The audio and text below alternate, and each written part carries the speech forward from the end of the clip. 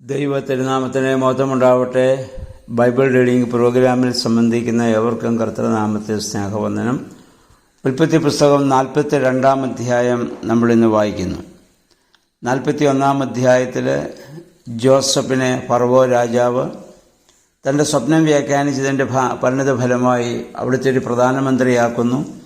അദ്ദേഹത്തിൻ്റെ ബുദ്ധിപൂർവ്വം ദൈവത്തിൽ ആശ്രയിച്ചുകൊണ്ടുള്ള പ്രവർത്തനം മുഖാന്തരം അവിടുത്തെ ദേശത്ത് ക്ഷാമമുണ്ടായപ്പോൾ അദ്ദേഹം നേരത്തെ ധാന്യം ശേഖരിച്ചു വെച്ചുകൊണ്ട് ഈജിപ്തിൽ അല്ലെങ്കിൽ അവരുടെ നാട്ടിൽ മാത്രം ക്ഷാമമില്ല, മറ്റെല്ലാ രാജ്യങ്ങളിലും ക്ഷാമമുണ്ടാവുകയും ജനങ്ങൾ ധാന്യം വാങ്ങുന്നതിന് വേണ്ടി മറ്റ് രാജ്യങ്ങളിൽ നിന്ന് ഈ ഈജിപ്തിലേക്ക് കടന്നു വരികയും ജോസഫിൻ്റെ അടുത്ത് വരികയും ചെയ്തു.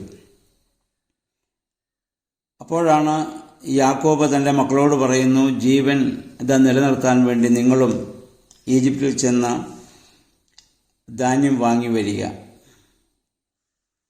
അങ്ങനെ സഹോദരന്മാരെ എല്ലാവരെയും മക്കളെയെല്ലാം ധാന്യം വാങ്ങാൻ വേണ്ടി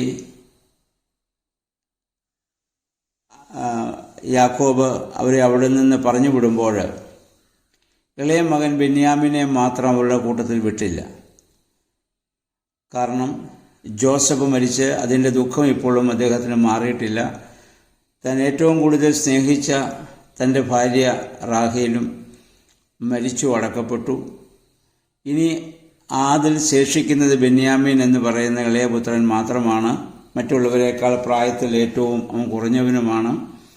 അപ്പോൾ തനിക്ക് ഈ ഭൂമിയിൽ ഏറ്റവും കൂടുതൽ സ്നേഹമുള്ളതും ഇപ്പോൾ ആ ബെന്യാമീനോടാണ്. ജോസഫിൻ്റെ തിരോധാനം വളരെയേറെ ദുഃഖം യാക്കോബിൻ്റെ ജീവിതത്തിൽ ഉണ്ടാക്കിയിട്ടുമുണ്ട്. അദ്ദേഹം പറഞ്ഞു, ബെന്യാമിനെ വിടുന്നില്ല, നിങ്ങൾ പോയി ധാന്യം വാങ്ങുവിൻ. അവരെല്ലാവരും കൂടെ ഈജിപ്തിലെത്തുന്നു, ജോസഫിൻ്റെ അടുത്തെത്തുന്നു. നമ്മൾ വായിക്കുന്നത് അവരെ ജോസഫിനെ കണ്ടപ്പോൾ താണു വണങ്ങിയെന്നാണ്. വർഷങ്ങൾക്ക് മുൻപ് ജോസഫ് കണ്ടതായ സ്വപ്നം, തൻ്റെ കറ്റയെ മറ്റ് സഹോദരന്മാരുടെ കറ്റകൾ വണങ്ങുന്നതായി കണ്ട സ്വപ്നം ഇവിടെ യാഥാർത്ഥ്യമാവുകയാണ്. ജോസഫിന് സഹോദരന്മാരെ പെട്ടെന്ന് അന്ന് തിരിച്ചറിയാൻ സാധിച്ചു. പക്ഷേ അവർക്ക് ജോസഫിനെ തിരിച്ചറിയാൻ സാധിച്ചില്ല. കാരണം പ്രധാനമന്ത്രി എന്ന രീതിയിൽ അദ്ദേഹത്തിൻ്റെ വേഷവിധാനങ്ങൾ തന്നെ വളരെ മാറ്റം സംഭവിച്ചിട്ടുണ്ട്. മാത്രമല്ല, ജോസഫ് മരിച്ചുപോയി എന്നുള്ളതാണല്ലോ ഇവരുടെ ധാരണ. ഏതെങ്കിലും അടിമയായിട്ട് അവൻ പോയിട്ടുണ്ടാവും. അവനൊരിക്കലും ഈ രാജകൊട്ടാരത്തിൽ വരാൻ യാതൊരു സാധ്യതയും അവരുടെ ചിന്തയിലില്ല. അതുകൊണ്ട് അവർക്ക് ഒരിക്കലും അങ്ങനെയൊരു സംശയമില്ല. ജോസഫിന് സഹോദരന്മാരെ തിരിച്ചറിയുകയും ചെയ്തു. ജോസഫ് അവരെ കണ്ടപ്പോൾ ബെന്യാമിൻ കൂട്ടത്തിൽ ഇല്ലെന്ന് അദ്ദേഹത്തിന് മനസ്സിലായി. തൻ്റെ അപ്പൻ ജീവിച്ചിരിപ്പുണ്ടോ ഇല്ലയോ ഒന്നും അദ്ദേഹത്തിന് അറിഞ്ഞുകൂടാ. അപ്പം അദ്ദേഹം ഒരു കാര്യം ചെയ്യുന്നു, ഇവരെ കുറ്റപ്പെടുത്തുന്നു, നിങ്ങൾ ഒറ്റുകാരാണ്. ഈ രാജ്യത്തിൻ്റെ ബലക്ഷേമം ഇവിടുന്ന് കണ്ടുപിടിക്കാൻ വേണ്ടി നിങ്ങൾ ഒറ്റുകാരായിട്ട് വന്നെന്നും പറഞ്ഞ് അവരെ ഏറെ കുറ്റപ്പെടുത്തുന്നുണ്ട്. അതിൻ്റെ 14-16 വാക്യങ്ങൾ വരുമ്പോൾ നമുക്കറിയാം, നിങ്ങൾ പോയി സഹോദരനെ കൂട്ടിക്കൊണ്ടുപോവാ. കാരണം ബെന്യാമിനെ കാണുവാനുള്ള അദ്ദേഹത്തിൻ്റെ വലിയ ആഗ്രഹം നമുക്കിവിടെ കാണാം. യാക്കോബ് ജീവിച്ചിരിപ്പുണ്ടോ ഇല്ലയോ എന്ന് ജോസഫിന് ഇപ്പോൾ അറിഞ്ഞുകൂടാ. എന്തായാലും ബെന്യാമിൻ കാണും. അവനെ കാണുവാനുള്ള വലിയ ആഗ്രഹമാണ്. കാരണം തൻ്റെ സ്വന്തം അമ്മ പ്രസവിച്ച തൻ്റെ സഹോദരനാണല്ലോ അത്. എന്നിട്ട് അദ്ദേഹം പറഞ്ഞു, നിങ്ങൾ ഒരുവൻ ഇവിടെ നിന്നിട്ട് പോയി ബെന്യാമിനെ നിങ്ങൾ കൂട്ടിക്കൊണ്ടുവരിക. ഇതൊക്കെ കേട്ടപ്പോൾ അവർ പറയുകയാണ്, പണ്ട് നമ്മുടെ സഹോദരൻ ജോസഫിനോട് നമ്മൾ ചെയ്തതിന് ദൈവം നമ്മോട് പ്രതികാരം ചെയ്യുകയാണ്. അപ്പോൾ രൂപനോട് പറയുന്നുണ്ട്, അന്ന് ഞാൻ നിങ്ങളോട് പറഞ്ഞതല്ലേ, ആ കൊച്ചുകുട്ടിയോട് അത്രമാത്രം ഹീനമായി പ്രവർത്തിക്കരുത് ഞാൻ പറഞ്ഞതാണ്, നിങ്ങളത് കേട്ടില്ല. അതിൻ്റെ പരിണത ഫലമാണ് ഇപ്പോൾ നമ്മൾ അനുഭവിക്കുന്നത്. ഇപ്പോഴെങ്കിലും അവർക്ക് ദൈവചിന്ത ഉണ്ടായി എന്നുള്ളതൊരു വലിയ കാര്യമാണ്. നമ്മളും പലപ്പോഴും ജീവിത അനുഭവങ്ങളിലൂടെയാണ് ദൈവചിന്തയിലേക്ക് കടന്നു വരുവാൻ സാധിക്കുന്നത്. അനുഭവങ്ങളിലൂടെ മാത്രം, അല്ലാതെ വായിച്ചും അല്ലെങ്കിൽ മറ്റുള്ള ഇതിലൂടെ ഒന്നും നമുക്ക് പലപ്പോഴും മനസ്സിലാകാത്തത് ദൈവം പലപ്പോഴും അനുഭവങ്ങളിലൂടെ നമ്മളെ ഒന്ന് പഠിപ്പിക്കുമെന്നുള്ളതാണ്. അപ്പോൾ രൂപേൻ അവരെ അതൊക്കെ പറഞ്ഞ് ഓർമ്മപ്പെടുത്തുന്നുണ്ട്. അതുകഴിഞ്ഞ് അദ്ദേഹത്തിന് ജോസഫ് അവരിൽ ആ സഹോദരന്മാരിൽ ശിമയോനെ അവിടെ പിടിച്ചു വെച്ചിട്ട് മറ്റുള്ളവരെ പറഞ്ഞയക്കുന്നു ധാന്യം കൊടുത്ത്. അപ്പോൾ അവർ പോയ വഴിക്കാണ് അവർ മനസ്സിലാക്കുന്നത് അതിൽ ഒരുവൻ്റെ ചാക്കുകെട്ടടിച്ചപ്പോൾ കൊടുത്ത ദ്രവ്യവും അവർ കൊടുത്ത പണവും ആ ചാക്കിലുണ്ടായിരുന്നു. അപ്പോൾ അവരാകെപ്പാടെ ഭയപ്പെട്ടു എന്നാണ് നമ്മൾ വായിക്കുന്നത്. നമ്മളാണെങ്കിൽ കൊടുത്ത പണം നമുക്ക് തിരിച്ചു കിട്ടുകയാണെങ്കിൽ നമുക്കേറെ സന്തോഷമാണ് ഉണ്ടാവുക.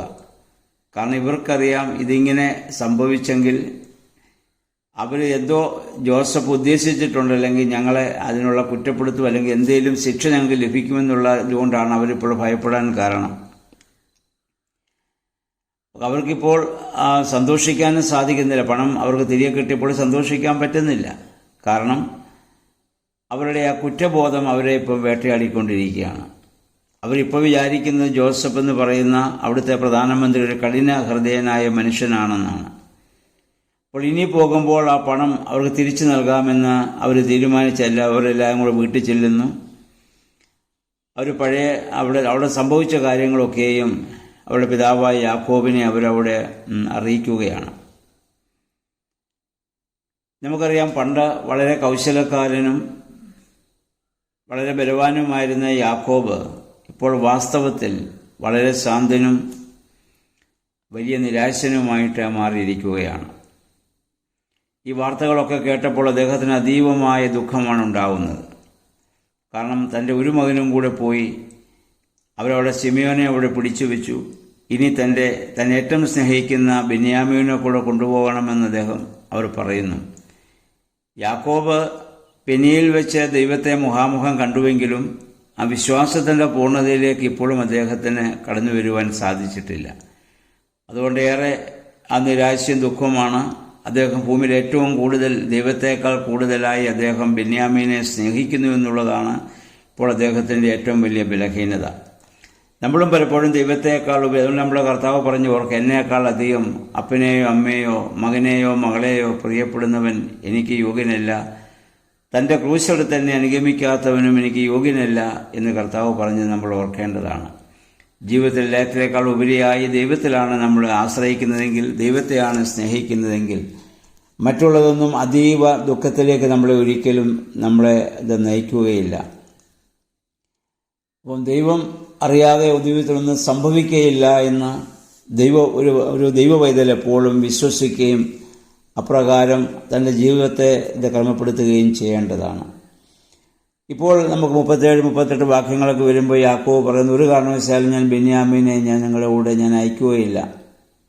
കാരണം അവൻ്റെ ജീവിതവും യാക്കോബിൻ്റെ ജീവിതവും തമ്മിൽ വാസ്തവത്തിൽ കെട്ടപ്പെട്ടിരിക്കുകയാണ്. വളരെ പരിതാപകരമായ ഒരു അവസ്ഥയാണിത്. അപ്പം ദൈവത്തിൽ ആശ്രയം വെക്കേണ്ടവൻ മകനിൽ പൂർണ്ണമായ ആശ്രയം വെച്ച് ജീവിക്കുന്ന ഒരു സാഹചര്യം നമുക്കും പലപ്പോഴും നമ്മുടെ കുടുംബങ്ങളിലൊക്കെ പ്രായമാകുമ്പോഴും പല മാതാപിതാക്കളും ഇതുപോലെയുള്ള സ്വഭാവം നമ്മൾ കാണാറുണ്ട്. അത് നമ്മൾ മുമ്പേ പറഞ്ഞതുപോലെ ദൈവത്തേക്കാൾ ഉപരിയായി ഒന്നിനെ നമ്മൾ സ്നേഹിക്കാൻ പാടില്ല.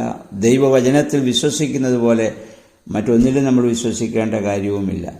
അപ്പോൾ അപ്രകാരം നമുക്ക് ഈ ദൈവവചനം നമ്മെ അതിനെ കൂടുതൽ ശക്തിപ്പെടുത്തുകയും നമ്മളെ ബലപ്പെടുത്തുകയും ചെയ്യേണ്ടതാണ്. നമ്മുടെ കർത്താവ് പറഞ്ഞു, ഓർക്കുക, നിങ്ങളുടെ സകല ഭാരവും എൻ്റെ മേൽ ഇട്ടുകൊള്ളുക, മിണ്ടാതെ ഇരുന്ന് ഞാൻ ദൈവമെന്ന് അറിഞ്ഞുകൊള്ളുക. അപ്പം ആ ദൈവത്തിൽ പൂർണ്ണമായി ആശ്രയിച്ചുകൊണ്ട് നമുക്ക് ജീവിക്കാൻ സാധിക്കണം. യാക്കോബിന് അത്രമാത്രം വിശ്വാസത്തിൻ്റെ പൂർണ്ണതയിലേക്ക് കടന്നു വരുവാൻ സാധിച്ചില്ല. അതിൻ്റെ അനുഭവങ്ങളാണ് അദ്ദേഹം ഇപ്പോൾ അനുഭവിച്ചുകൊണ്ടിരിക്കുന്നത്. ഇനി അദ്ദേഹത്തിൻ്റെ ജീവിതത്തിൽ വലിയ മാറ്റം വരുന്നത് മുന്നോട്ട് ചെല്ലുമ്പോൾ നമുക്ക് കാണാൻ പറ്റുന്നുണ്ട്. ദൈവം യാക്കോബിനെ വീണ്ടും ഒരു തീച്ചൂളയിലൂടെ കടത്തിക്കൊണ്ടു പോവുകയാണ്.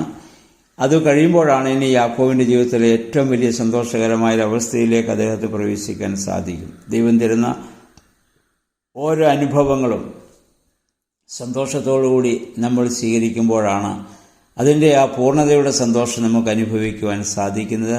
നിരാശ എന്ന് പറയുന്നത് പിശാച് തരുന്ന ഏറ്റവും വലിയ അവൻ്റെ ആയുധമാണ്. അതിനെ നമുക്ക് പ്രാർത്ഥന കൊണ്ടും ദൈവവചന വായന കൊണ്ടും ധ്യാനം കൊണ്ടും നമുക്ക് ജീവിക്കാൻ സാധിക്കണം. ഇന്ന് ദിവസം ഈ 42-ാം അധ്യായം വായിച്ച് ദൈവത്തിൽ പൂർണ്ണ സമർപ്പിതമായി ജീവിപ്പാൻ തക്കവണ്ണം നമ്മെ തന്നെ നമുക്ക് സമർപ്പിക്കാം. ദൈവനാമം മാത്രം മഹത്വപ്പെടുവാൻ ഇടയാകട്ടെ. എല്ലാവർക്കും നല്ലൊരു ശുഭദിനം ആശംസിക്കുന്നു.